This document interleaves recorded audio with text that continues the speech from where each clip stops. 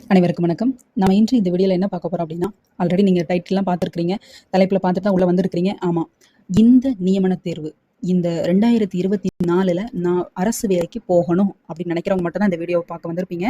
So அந்த எண்ணத்தில் இருக்கிற நீங்கள் கண்டிப்பாக வேலைக்கு போகக்கூடிய சில படிநிலைகளை நான் உங்களுக்கு சொல்லியிருக்கேன்.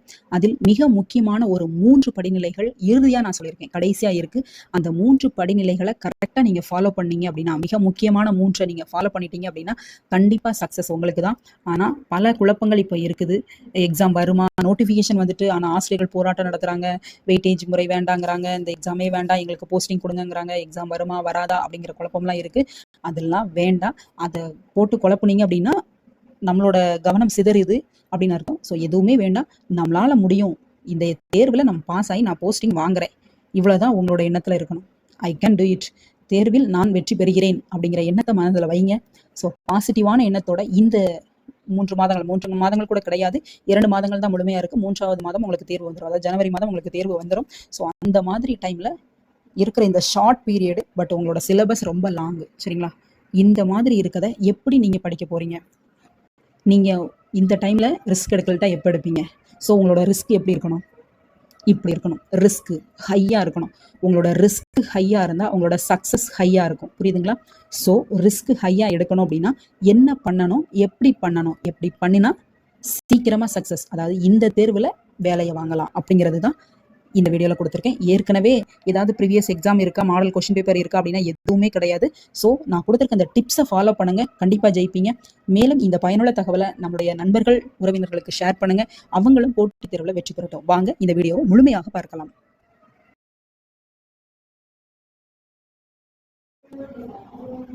First syllabus. ஆல்ரெடி நம்மளுடைய கல்வி இலவசம் சேனலில் நான் சிலபஸ் என்ன, எல்லா மேஜருக்கும் எப்படி சிலபஸ் இருக்குங்கிறத நான் வீடியோவும் போட்டிருக்கிறேன். அதே வீடியோவில் டிஸ்கிரிப்ஷனில் பிடிஎஃபாகவும் கொடுத்துருக்கேன். ஸோ அந்த வீடியோவை நான் இந்த வீடியோவோட டிஸ்கிரிப்ஷனில் கொடுக்குறேன், நீங்கள் எடுத்து பாருங்கள். அதை உங்களுக்கு தேவையானது நீங்கள், அதாவது உங்கள் மேஜர் என்னவோ அதை எடுத்து நோட் பண்ணி வச்சுக்கோங்க, முழுவதுமாக எழுதி வச்சுக்கோங்க, சரிங்களா? சிலபஸ் வந்து எழுதி வச்சுக்கோங்க. எதுக்காக நான் எழுத சொல்கிறேன் அப்படின்னா, அதில் ஒரு காரணம் இருக்குது. என்ன அப்படின்னா, எழுதும் போதே சில விஷயங்கள்லாம் உங்களுக்கு ஞாபகத்துக்கு வரும். ஃபார் எக்ஸாம்பிள், நீங்கள் இப்போ தமிழ் மேஜராக இருக்கீங்க, இல்லை இங்கிலீஷ் மேஜராக இருக்கீங்க அப்படின்னா, நீங்கள் எழுதும் போதே உங்களுக்கு அதில் ஒரு 5 கொஸ்டின்ஸை நீங்கள் ஆன்சரை ரெடி பண்ணிடுவீங்க. 5 கொஸ்டினுக்கு நீங்கள் படித்த மாதிரி ஆயிரும், கம்பல்சரி. 5 to 10 கூட வரலாம், 10 விட 5 கன்ஃபார்ம் வரும். எப்படி சொல்கிறேன் அப்படின்னா, கண்டிப்பாக உங்களுடைய சிலபஸில், அதாவது ஒரு நூல் பெயர் கொடுத்து நூலின் ஆசிரியர் பெயரும் கொடுத்துருப்பாங்க. அதாவது இந்த நூலை எழுதின ஆசிரியர் இவங்க, இது வந்து நீங்கள் படிக்கணும், இந்த டாபிக் நீங்கள் படிக்கணும்னு சொல்லிட்டு உங்களோட சிலபஸில் இருக்கும். அது தமிழ்லையும் இருக்கும், இங்கிலீஷ்லையும் இருக்கும், சரிங்களா? இந்த 2 மேஜர்காரவங்களும். அப்போ நீங்கள் என்ன யோசிப்பீங்க, இது நீங்கள் கண்ணால் பார்க்கும்போது உங்களுக்கு அந்த அளவுக்கு உங்களுக்கு அதில் ஒரு எஃபெக்ட் இருக்காது. பட் நீங்கள் எழுதும்போது உங்களுக்கு கொஸ்டின் எப்படி மேக் பண்ணுவாங்க அப்படி தெரியுமா? இந்த ஆத்தர் பெயர் கொடுத்து இவர் எழுதிய நூல்கள் என்னென்ன, அதில் ஒரு 4 ஆப்ஷன் கொடுத்து ஏதோ ஒன்று மாற்றி கொடுக்கலாம். இல்லை அப்படின்னா அந்த நூல்களின் பெயரை கொடுத்து இதன் ஆசிரியர் யார் அப்படின்னு கேட்கலாம். இது தமிழ் மேஜருக்கும் சரி, ஆங்கில படிக்கிறவங்களுக்கும் சரி, இது கண்டிப்பாக பொருந்தும். மற்றவர்களுக்கும் சில வருடங்கள், சில தலைவர்கள் அந்த மாதிரி பெயர்களாவோ, இல்லை எதுவும் தீரம் தேற்றம் அந்த மாதிரி கூட ஃபார்முலாஸ் கூட கேட்கலாம். ஸோ நீங்கள் சிலபஸை ஹேண்ட் ரிட்டனாக எழுதிக்கோங்க, சரிங்களா? எழுதிட்டு படிக்க ஸ்டார்ட் பண்ணுங்கள், அதுதான் மிக முக்கியமானது. அது மட்டும் இல்லாமல் நம்மளுக்கு வந்து சிலபஸில் தமிழ் எலிஜிபிலிட்டி டெஸ்ட் வந்து கொடுத்துருக்குறாங்க. தமிழ் எலிஜிபிலிட்டி டெஸ்ட்டை எவ்வளோ சீக்கிரமாக எப்படி படிக்கலாம், எப்படி, அது ஒரு ட்ரிக் இருக்குது. ஒரு 6 hours மட்டும் ஸ்பெண்ட் பண்ணால் போதும் அப்படின்னு சொல்லிட்டு அதுக்கு ஒரு வீடியோ கொடுத்துருக்கேன். ஸோ இந்த 2 வீடியோக்களையுமே நான் உங்களுக்கு டிஸ்கிரிப்ஷனில் பேஸ்ட் பண்ணுறேன், நீங்கள் எடுத்து பாருங்கள். பார்த்துட்டு அப்போது எந்த அளவுக்கு ஈஸியாக நீங்கள் கிளியர் பண்ணலாம் அப்படிங்கிறது. ஏன்னா அதுக்கு உட்காந்து நீங்கள் தனியாக படிக்க வேணாம், ஏன்னா சிலபஸே நமக்கு நிறைய படிக்கிறது இருக்குது. ஸோ அதை நீங்கள் ஒரே நாளில் படித்து முடிச்சுட்டு, சரிங்களா, ஒரே நாளில் ஒரு பகுதி 6 மணி நேரத்துலேயே நீங்கள் படித்து முடிச்சுட்டு அடுத்து நீங்கள் உட்காந்து உங்களோட சிலபஸை நீங்கள் ரெடி பண்ணிக்கலாம், படிக்கிறதுக்கு ஸ்டார்ட் பண்ணலாம். ஒன் மேஜரை சொல்கிறேன், சரிங்களா? ஸோ அதனால் முழுமையான சிலபஸ் உங்கள் கையில் இருக்கணும். அந்த சிலபஸின் படி தான் நீங்கள் படிக்க ஸ்டார்ட் பண்ணணும். Next study materials. இந்த ஸ்டடி மெட்டீரியல்ஸ் கலெக்ட் பண்ணுறது அப்படிங்கிறது ப்ரீவியஸ் இயரில் எந்த ஒரு எக்ஸாமும் ஹேண்டில் பண்ணலாம். அதனால் நம்மளுக்கு ஃபுல் மெட்டீரியல்ஸாக எங்கேயுமே கிடைக்க வாய்ப்பில்லை. சில பேர் இப்போ ப்ரிப்பேர் பண்ணி கொடுக்கலாம். ஸோ அந்த மாதிரி உங்களுக்கு கிடைச்சா நீங்கள் கலெக்ட் பண்ணிக்கோங்க. இல்லாத பட்சத்தில் உங்களுக்கு பிடிஎஃபாக நிறைய இருக்கும், சரிங்களா? ஒவ்வொரு டாபிக் வைஸ் உங்களோட யூனிட்டில் இருக்கிற தனித்தனி டாபிக் வைஸ் நீங்கள் எடுத்தீங்க அப்படின்னா பிடிஎஃபாக கிடைக்கும்.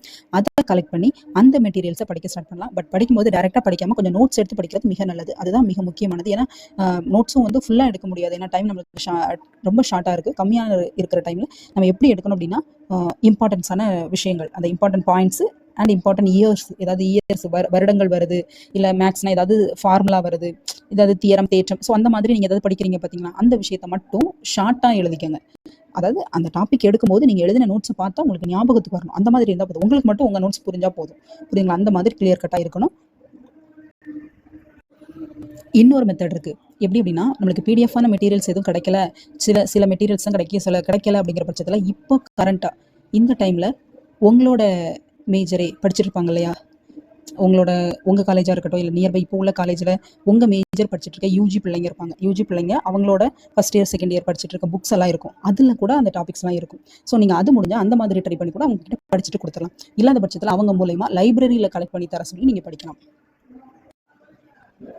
மெட்டீரியல் கலெக்ட் பண்ணுறதுல நம்ம பெரிய மிஸ்டேக் ஒன்று பண்ணுவோம். என்ன அப்படி தெரியுமா? அதாவது நம்ம மெட்டீரியல் கலெக்ட் பண்ணுறதுல நிறைய டைமை போக்கிறது.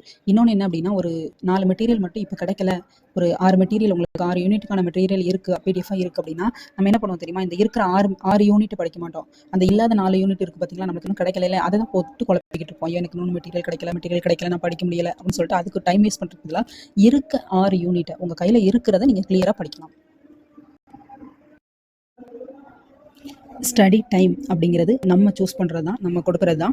இந்த ஸ்டடி டைமை எதை பொறுத்து நம்ம கொடுக்கணும் அப்படின்னா, சிலபஸை பொறுத்து. சிலபஸ் நம்மளுக்கு ஏற்கனவே அதிகமாக இருக்குது, அப்போ நம்ம ஸ்டடி டைமிங்கும் அதிகமாக கொடுக்கணும். ஸோ நீங்கள் உங்களோட ஒரு நாள் அப்படிங்கிறது 24 மணி நேரம். அந்த 24 மணி நேரத்தில் நீங்கள் அதிகபட்சம், சரிங்களா, குறைந்தபட்சம் 12லேருந்து அதிகபட்சம் 15 மணி நேரம் வரைக்கும் படிக்கலாங்க. அதாவது ஓவரால் நான் சொல்கிறேன், படிக்கிறது டெஸ்ட் எல்லாம் கலந்து சொல்கிறேன். ஸோ அதை நீங்கள் வந்து கண்டினியூவாக கொடுக்க முடியாது, சரிங்களா. சில உங்களோட ஓன் ஒர்க்கெல்லாம் இருக்கும். ஸோ அதனால் நீங்கள் என்ன பண்ணலாம், அதை அப்படியே செப்பரேட் பண்ணிக்கலாம். மார்னிங் இவ்வளோ டைம், ஆஃப்டர்நூன் இவ்வளோ டைம், நைட் இப்படி அப்படின்னு சொல்லிட்டு நீங்கள் பிரிச்சுக்கலாம். அதில் நீங்கள் பண்ண வேண்டியது மிக முக்கியமானது 2 இது. அதாவது எந்த டைமை படிக்கிறதுக்கு யூஸ் பண்ணலாம், எந்த டைமை டெஸ்ட் எழுதுறதுக்கு யூஸ் பண்ணலாம். Find your ability. உங்களுடைய திறமை எதில் இருக்குது? சில பேருக்கு மார்னிங் எழுந்து படிக்கிறது ரொம்ப பிடிக்கும், நைட்டு உட்காந்து டெஸ்ட் எழுதுறது ரொம்ப பிடிக்கும். இல்லை அப்படின்னா சில பேருக்கு எப்படி இருக்கும்னா, மார்னிங்கும் நைட்டும் உட்காந்து அதாவது அமைதியான சூழ்நிலையில் படிச்சுட்டு டே டைமில் அந்த டிஸ்டர்பன்ஸாக இருக்கும் இல்லையா, வெளியில் சத்தம் எல்லாம் இருக்கும்போது, எல்லாம் சாப்பிட்டு கொஞ்சம் டயர்டாக இருக்கும்போது டெஸ்ட் எழுதி பார்ப்பாங்க.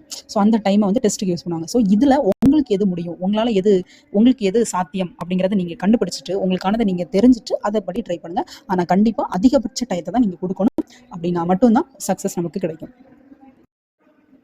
நெக்ஸ்ட்டு ஷெடியூல், நம்மளுடைய பிளான் எப்படி இருக்கணும் அப்படின்னு சொல்கிறேன் பாருங்கள். ஃபஸ்ட்டு நீங்கள் இப்போ ஸ்டார்ட் பண்ணுறீங்க. இந்த ஸ்டார்டிங் வந்து ஓன் ஸ்டடியாக வீட்டிலேருந்து படிக்க போகிறோமா, இல்லை கோச்சிங் சென்டர் போய் குரூப் ஸ்டடியில் அவங்க கொடுக்குற கைடன்ஸ் எடுத்துகிட்டு படிக்க போகிறோமா அப்படிங்கிறத நீங்கள் முடிவெடுங்க.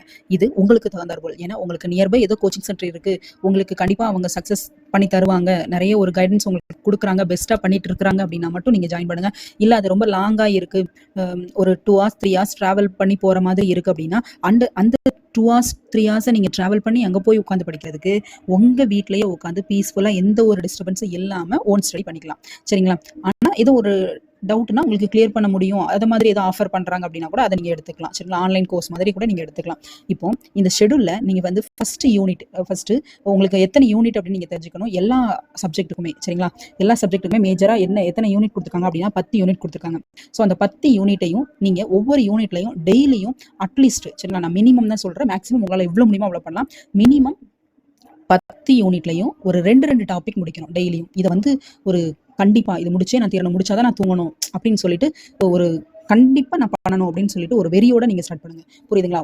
இன்னைக்கு ஃபர்ஸ்ட் யூனிட் நீங்கள் எடுக்கிறீங்க அப்படின்னா அந்த ஃபர்ஸ்ட் யூனிட்ல 1வது டாப்பிக்காக இருந்தாலும் சரி, இல்லை இடையில ஏதோ ஒரு டாபிக் உங்களுக்கு பிடிச்ச டாபிக், அதாவது ஒரு கஷ்டமான டாபிக், ஒரு ஈஸியான டாபிக், அப்படி செலக்ட் பண்ணிக்கோங்க.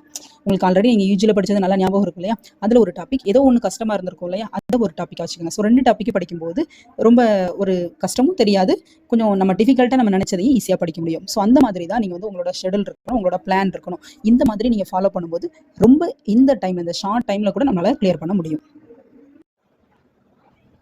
டெஸ்ட்டு, உங்களோட டெஸ்ட்டு ரொம்ப ரொம்ப இம்பார்ட்டன்ட். நீங்கள் எவ்வளோ நேரம் படிக்கிறீங்களோ அதுக்கு தகுந்தாற்போல். ஏன்னா நான் பிளான் போடும்போதே, டைம் ஷெடியூல் போடும்போதே படிக்கிறதுக்கும் டெஸ்ட் எழுதுறதுக்கும் தான் நான் டைம் ஷெடியூல் போட சொன்னேன். ஸோ அதேபடி தான் நீங்கள் டெஸ்ட் எழுதும்போது இன்னைக்கு இப்போ என்ன படிச்சிங்களோ, இப்போ இன்னைக்கு 2 டாபிக் படிச்சிருப்பீங்க இல்லையா, ஃபர்ஸ்ட் யூனிட்ல, அதாவது ஃபர்ஸ்ட் 10 யூனிட்டுக்கு நான் ஒவ்வொரு நாளும் 2 டாபிக் கொடுத்தேன். அப்போது அந்த 2 டாபிக் நீங்கள் படிச்சிங்க, அந்த 2 டாப்பிக்கில் நீங்கள் டெஸ்ட் எழுதுறீங்க.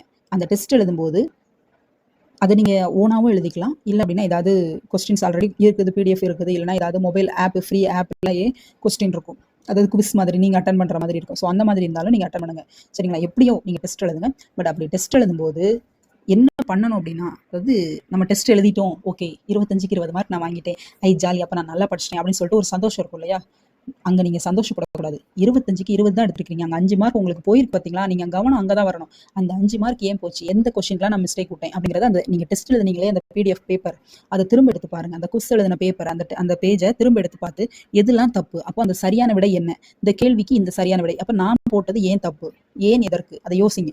புரியுதுங்களா? அப்படி நான் மறந்தது அப்படின்னா அதை எப்படி நான் மறக்காம திரும்ப ஞாபகப்படுத்துறது? இதே கொஸ்டினை கொஞ்சம் மாடுலேட் பண்ணி என்னோட எக்ஸாம்ல கேட்டாங்க அப்படின்னா என்னால ஏன் பதில் சொல்ல முடியாது இல்லையா? ஸோ அதற்காக நீங்க அந்த எங்க பிழை விடுறீங்களோ அதை தான் நம்ம பார்க்கணும். நம்ம அதிக மதிப்பெண் எடுத்துட்டோங்கிறது முக்கியம் கிடையாது. அதிக மதிப்பெண் எடுத்தவங்களுக்கு, பாஸ் ஆகிறவங்களுக்கு எல்லாம் வேலை கொடுக்கல, அதிகபட்ச மதிப்பெண் எடுக்கிறவங்களுக்கு மட்டும் தான் வேலை. ஸோ அதனால நம்மளுக்கு மிஸ்டேக்கை ரெடியூஸ் பண்ணணும்.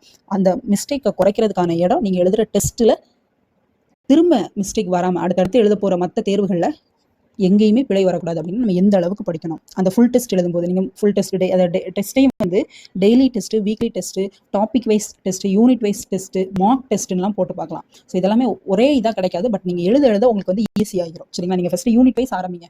யூனிட்லையுமே ஒவ்வொரு டாபிக் நீங்கள் படிக்க அந்த டாபிக் மட்டும் எத்தனை டெஸ்ட் இருக்கும், எத்தனை கொஸ்டின் பேப்பர்ஸ் கிடைக்குதோ அதெல்லாமே எழுதுங்க. அப்படி எழுதும்போது உங்களுக்கு ஃபுல் கிளியர் ஆகிரும். சரிங்களா? ஆல்ரெடி சொன்ன மாதிரி நீங்கள் 10 யூனிட்ல எவ்வளோ முடியுமோ அவ்வளோ சீக்கிரமாக அவ்வளோ கவர் பண்ணி அவ்வளோ சிலபஸையும் ஸ்டடி பண்ணிட்டு டெஸ்ட் எழுதி அந்த டெஸ்ட்டில் வர மிஸ்டேக்ஸை ரெடியூஸ் பண்ணுங்க. அதெல்லாமே குறைங்க. அதுவே போதுமானது.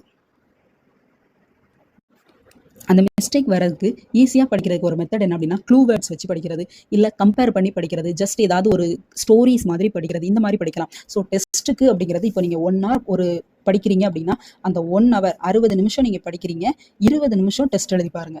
சரிங்களா? ஒரு மணி நேரம் படிக்கிறதுக்கு நீங்கள் டைம் கொடுத்தீங்க அப்படின்னா 20 நிமிஷமாவது டெஸ்ட்டுக்கு அந்த படித்த அந்த 60 நிமிஷம் நீங்கள் படித்த விஷயத்தை 20 நிமிஷத்துல டெஸ்ட் எழுதி பாருங்க. இது மிக முக்கியமானது. மிக முக்கியமானதுல 2வது இதுதாங்க கன்சிஸ்டன்சி வந்து இதை கரெக்டாக செய்கிறவங்க யாராக இருப்பாங்க அப்படின்னா ஜெயிக்கிறவங்களா மட்டும்தான் இருப்பாங்க. அது ஸ்டடீஸில் மட்டும் இல்லைங்க, மற்ற இதுலையுமே யோசிச்சு பாருங்க. ஏதோ ஒரு செயலை கன்சிஸ்டண்ட்டாக தொடர்ச்சியாக செய்கிறவங்க மட்டும்தான் அந்த துறையில் சிறந்தவங்களா வெற்றியாளர்களாக இருப்பாங்க. நீங்கள் வேணால் யோசிச்சு பார்த்துக்கோங்க. ஆனால் இதை சரியாக செய்யணும். எப்படி செய்கிறது அப்படின்னா, இப்போ நமக்கு தேவை நம்மளுக்கு ஒரு 3 மாதம், ஃபார் எக்ஸாம்பிளுக்காக சொல்கிறேன், அந்த 3 மாதம் தான் நீங்கள் படிக்க போகிறீங்க. அந்த 3 மாதமும் டெய்லியும் நீங்கள் படிக்க அந்த நாளை தொடங்கும் போதுலேருந்தே உங்களோட எண்ணம் ஃபுல்லாக உங்களோட எக்ஸாம் பற்றின சிந்தனையாக மட்டும்தான் இருக்கணும். அதற்கான செயல்பாடுகளாக மட்டும்தான் நீங்கள் செய்யணும். சரிங்களா? படிக்கணும், அரசு வேலைக்கு போகணும் அப்படிங்கிறத மட்டும் தான். இந்த 3 months தான் நான் படிக்கிறேன், கண்டிப்பாக வேலைக்கு போகிறேன் அப்படிங்கிற மாதிரி தான் எண்ணம் இருக்கணும். அந்த 3 மாதம் ஒரு தவ வாழ்க்கை மாதிரி தான். ஃபுல்லா என்னோட கவனம் முழுக்க என்னோட கோல் என்னோட எக்ஸாம்ல தான் இருக்குது அப்படின்னு சொல்லிட்டு இருக்கணும். சில பேர் என்ன பண்றோம், சில பேர் இல்ல, அதிகபட்ச மெம்பர் என்ன பண்ணுவாங்க அப்படின்னா, இன்னைக்கு அப்ளை பண்றோம், ஓகே எக்ஸாம்க்கு அப்ளை பண்ணியாச்சு, நெக்ஸ்ட் ஒரு ஒன் வீக் கலெக்ஷன் என்ன சொல்றது, மெட்டீரியல் கலெக்ட் பண்றதுலேயே ஒரு 3 நாள் போயிடும். அதுக்கப்புறம் ஒரு 2-3 நாள் உட்காந்து படிப்பாங்க. ஏன்னா மெட்டீரியல்ஸ்லாம் புதுசாக கிடைச்சிருக்கல, அதனால உட்காந்து படிப்பாங்க. அடுத்து ஒரு 2-3 நாள் டெஸ்ட் எழுதுவாங்க. அதுக்கப்புறம் அதாவது ஒரு 2 வாரத்துக்குள்ளேயே அவங்க அவ்வளோதான் டயர்ட் ஆயிடுவாங்க.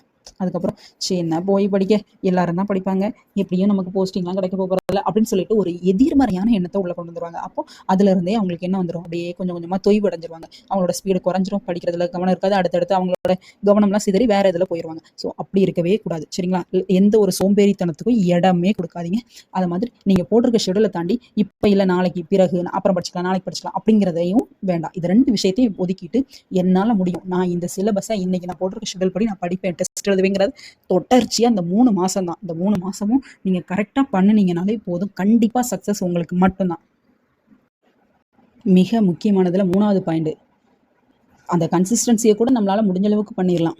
பட் இந்த மொபைல் ஃபோன் இருக்கு பார்த்தீங்களா, இவங்க வந்து ரொம்ப நம்மளை கட்டுப்படுத்திட்டு இருக்காங்க. பட் அப்படி இருக்க வேண்டாம். ஸோ நீங்கள் வந்து நிறைய பேர் மெட்டீரியல்ஸே மொபைலில் தான் வச்சுருக்கீங்க. ஸோ மொபைல் பார்க்காம படிக்க முடியாது. ஸோ அப்படி நீங்கள் படிக்கிறீங்க அப்படின்னா என்ன பண்ணுறோம், அதாவது எதுக்காக இந்த மொபைலை கையில் வச்சுருக்கோம், இப்போ ஏன் இதை கையில் வச்சு நான் இப்போ பார்த்துட்டு இருக்கேன், அதாவது நீங்கள் பார்க்குற விஷயத்தையும் சரி படிக்கிற விஷயம் சரி ஏன் படிக்கிறேன், எதற்காக வச்சிருக்கிறேன் அப்படிங்கிறத யோசிச்சுட்டு பாருங்கள்.